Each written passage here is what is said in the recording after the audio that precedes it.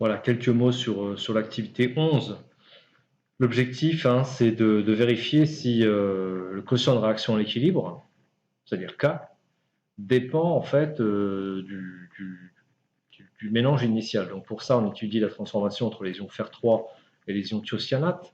Ça nous donne un complexe qui est coloré. Donc dans la deuxième partie du UTP, on fait différents mélanges d'ions fer3 et d'ions thiocyanates. Donc on réalise 5 mélanges différents, M1, M2, M3, etc. Et puis on cherche pour chacun de ces mélanges, une fois qu'ils sont réalisés, à trouver la valeur de QR à l'équilibre.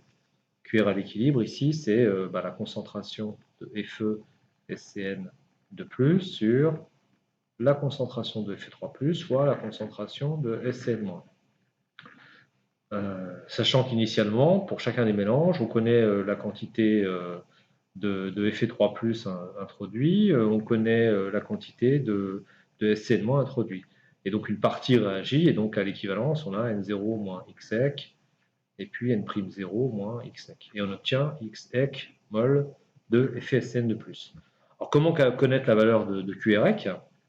Alors ça, il faut connaître la valeur des concentrations.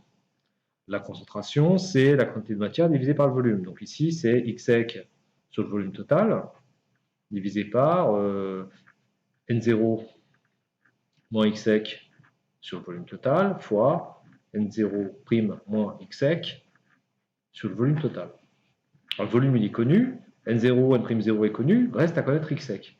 Et là, l'idée, c'est, pour connaître la quantité Xec, c'est de déterminer par une méthode physique, donc on retourne sur un vieux chapitre qu'on a vu en début d'année, pas si vieux que ça donc, la seule espèce colorée, c'est Fe et Cn de plus. D'où la première partie du TP, où on prépare des solutions de concentration connues en Fe et Cn de plus, et on va mesurer une grandeur qui s'appelle l'absorbance, qui, on le sait d'après la loi de Beer-Lambert, va être proportionnelle à la concentration en Fe et Cn de plus.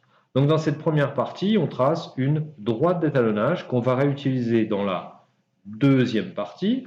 Dans la deuxième partie, une fois que nos mélanges sont réalisés, M1, M2, M3, etc., on peut mesurer l'absorbance du mélange.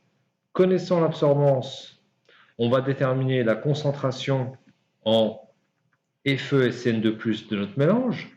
Donc on va connaître Xec sur V, donc on va connaître Xec. Connaissant Xec, on va pouvoir calculer la quantité de Fe3+ restant à l'équivalence, la quantité de SCN- restant à l'équivalence, et donc au final, on va pouvoir calculer pour chacun des mélanges QRec. Si vous avez compris ce que je viens de vous raconter, vous avez compris le plus important, c'est-à-dire l'objectif du TP, la façon de résoudre ce problème.